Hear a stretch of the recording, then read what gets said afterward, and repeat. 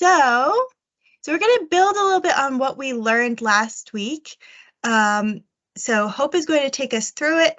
And I know we went really, really slow and we talked a lot last week. We're going to pick up the pace just a little bit here, but we are still going to move our bodies in a really slow and controlled way.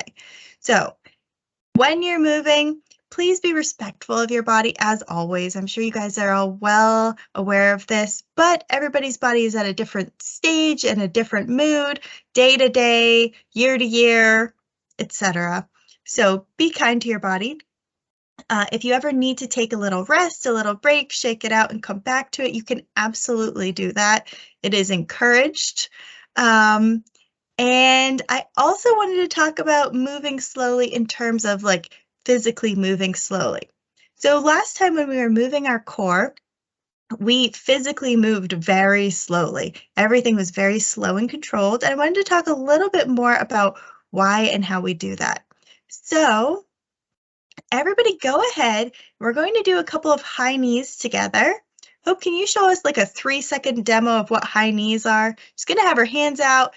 Perfect. So she's hitting her hands with her knees every single time. Her hands are there as a guide for her knees, just so that she knows that she's working hard and continuing to work exactly as hard from the beginning of the interval to the end of the interval.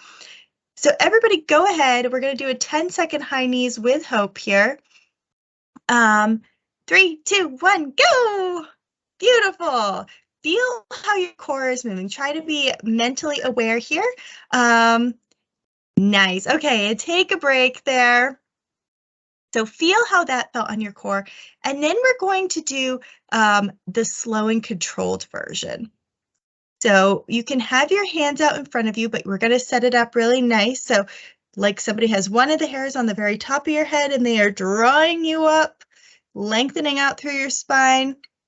We're drawing in through your core, so all the way around your core, you're sucking in through the sides of your waist, through your belly button, lifting up through the pelvic floor, for continuing to breathe here. And then you're going to take your right knee, bring it up towards your hand without tipping over, without rounding, without doing anything funky, drawing in your belly button a little bit tighter there.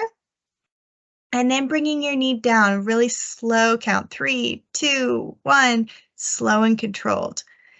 And go ahead and do the other side. So now we're shifting our weight over and doing it with our left leg. Beautiful. And coming down, 3, 2, 1. Can you guys all feel, and you don't have to respond because you might be farther away from the computer if you are doing this in real time with us, but take a moment to feel how that feels different on your core when you're moving super slowly.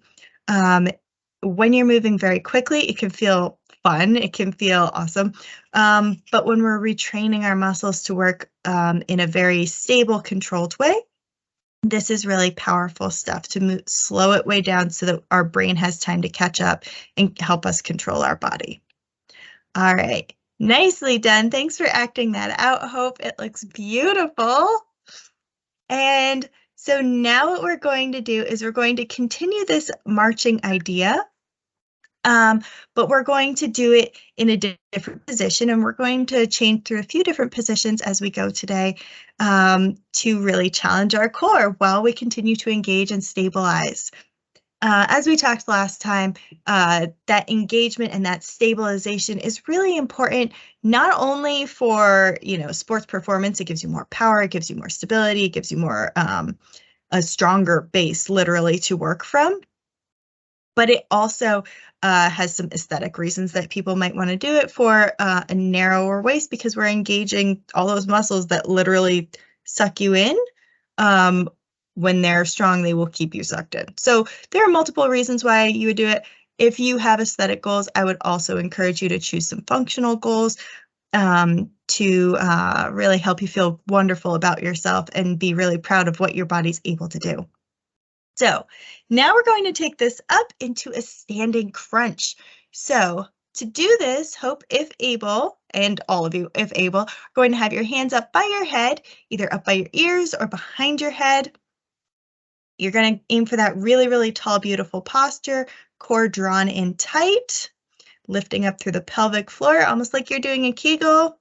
And then you're going to keep this position and keep breathing as you lift your right knee up to start off with. Pause at the top, draw your core in even a little bit tighter, and then bring your knee down really nice, slow and controlled. Beautiful. We're going to hang out here for 30 seconds. So Hope's already shown us the demo. Now we can jump into it. So pausing at the top, squeezing in tighter, and 3, 2, 1, down. And other leg. Pause at the top, squeeze your core in a little bit tighter. See if your knee can move any higher and then bring it down. So that's where the magic really happens, is in these pauses. One last leg here, just to keep it even. We'll do the second side as well and bring it on down. I can see Hope thinking. I hope everybody is thinking as hard as Hope is. I can see that concentration and focus, and honestly, it is a beautiful thing to behold. So now we're going to move along and we are going to do the standing side crunch. So hands up by the head again, and almost like Hope could bring her knee all the way to her elbow, she is going to be drawing her right knee up, up, up, while keeping that core engaged, but not dropping the elbow. And then drawing in tighter and bringing it down for that really slow count. And shifting to the other side there. Again, you can see she's not actually dropping her elbow to meet her knee, but that's the direction that her knee is going. And she's doing this with so much gorgeous control. Hope, can you do everything wrong for a second here just to show the contrast? See, she's just so amazing. She can't even do it all wrong, but she's tipping over, which we don't want, and she is raising her knee higher than her core can allow without compromising. So just ensuring that we're keeping that really, really perfect posture. And yeah, go ahead and do one more on that second side, and we'll move on to the next activity. So we've worked the front, we've worked the sides a little bit. We aren't going to forget our back, because that's part of our core too, right? The core is that magical part of us that goes all the way around. So from here, if you would like to, for balance, it's quite easy to just hold on to something. You don't actually have to put your weight on it. Even just one finger on it will give your body a better idea of what stable and secure is, and what a solid posture is, and help you keep from falling over. So from here, Hope is again going to stand up really, really nice and tall. And from this side view, we're going to be able to tell exactly how tall and beautifully she's standing up. Her ears are stacked over her shoulders, over her hips, over her base. And then she's going to take her right heel, lift it off the floor, and bring it behind her. She's going to tuck her pelvis a little bit here, almost like her hips are a wagon wheel and they're rolling back. So she's not doing that. She's not arching through her back. Good job, Hope. I love it when you do stuff wrong. and just so everybody knows, I did request Hope to do things wrong as much as she could think of, so that it would be a good example to point out. So she's going to keep her hips really, really nice and stable, square to the desk in front of her, square to the floor below her, trying to keep them tucked as much as possible. And even if she only gets a tiny range of motion there, she's going to be drawing up one heel, squeezing her core in tighter, and then bringing it down. It's not going to be a 3 count this time, because there's not that much range of motion to work with, but it is slow and controlled, and that is exactly what we want. Beautiful job there. Thank you. So now we've worked all directions. Now we're going to work against gravity at a slightly different angle. So Hope is going to do a desk plank. The rest of you are welcome to choose your own adventure, choose your own level, and do either a plank on the floor if you're in a gym type situation, or you can do it on a desk or some other surface if you don't feel comfortable putting your hands all the way onto the floor wherever you are. So Hope is doing this on her forearms, which is wonderful. She is going to ensure that she has the most beautiful plank possible wherever she has chosen to put her hands. So ears are back in line with her shoulders, in line with her hips and her heels. She is engaging through her core, so really drawing her belly in tight, lifting up through the pelvic floor. It's going to feel a little bit different now that you're working against gravity differently, but it is still wonderful for your body, and actually very important to work in this position to help retrain your body and help your body make sure it's moving correctly. And then from here, similar to how we were doing the marching before, Hope is going to do a really slow mountain climber. So right knee towards right elbow, pausing at the top, squeezing her core in even tighter, and bringing it down nice and slow and controlled while maintaining that engagement. Good job. And then switching to the other side. So I would like to point out, as Hope it continues being beautiful and wonderful here, I would like to mention that if your feet are very wide apart, it's going to be very difficult and you will notice your hips rocking. Don't want the rocking here. We want stability and to be nice and secure. So we're going to put our feet together to give ourselves a good starting point. And if you have an easy time keeping your hips from rocking, you can make it harder for yourself by moving your feet apart. Lovely. So we're just going to do one more on each side here before we take it to a spider plank. So feel free to come on out of it. Give yourself a little shake. When our muscles get tired, they are more likely to compensate. So we want to make sure that we're getting rest, especially if you're retraining, if you haven't done ab work in a while, or you suspect that your body is not naturally inclined to do this perfectly every time. Give yourself a little bit of a rest and then come back to it.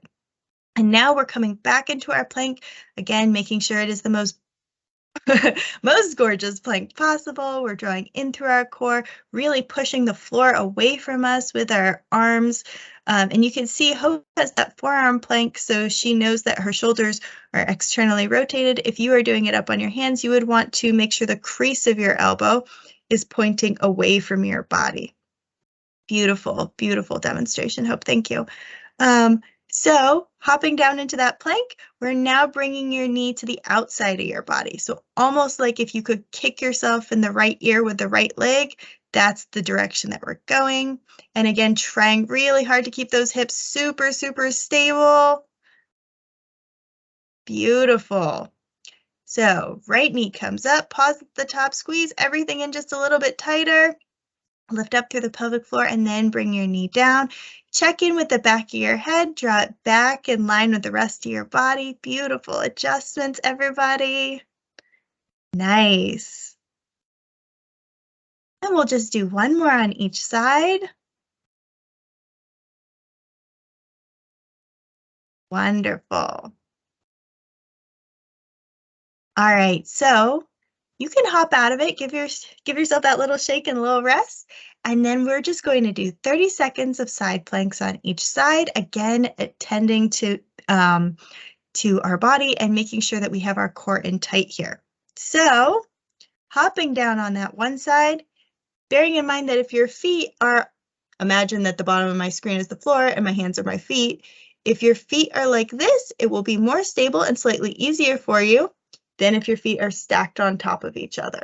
So choose your own adventure and set yourself up for success, whatever that looks like for you. Beautiful. Hope's going to ensure that her top hip and her top shoulder are not rolling towards the floor. They are staying open and she is pushing that desk away from herself. Nice. Her head is in line with the rest of her body, so she's not letting her head droop towards the floor. She's keeping it upright and in line with the rest of her body. Beautiful, and drawing that core in really tight, checking in with the pelvic floor. Lovely. Okay, let's all do the other side. So now we get to see the other side of Hope, which is kind of nice for us because we are able to see exactly how she's aligning. She's gonna, again, check in with all of her little checkpoints, make sure that her feet are nice and stable, her hand or her elbow is really pushing the floor away. We should all be in awe of the wonderful core engagement being demonstrated by this cat right here. Truly, watch cats move. They're incredible. And then she's going to make sure that her top hip is staying stacked right on top of that bottom hip, making sure it's not dropping towards the floor, and the shoulder is doing the same. So you guys can all come out of it. That's 30 seconds done. Beautiful. I want you all to take 1 second here to say something really nice to your body, because your body just worked pretty hard for you doing some really awesome things. Your body really works hard for you all day long, so it's always important to thank your body for all that it does for you.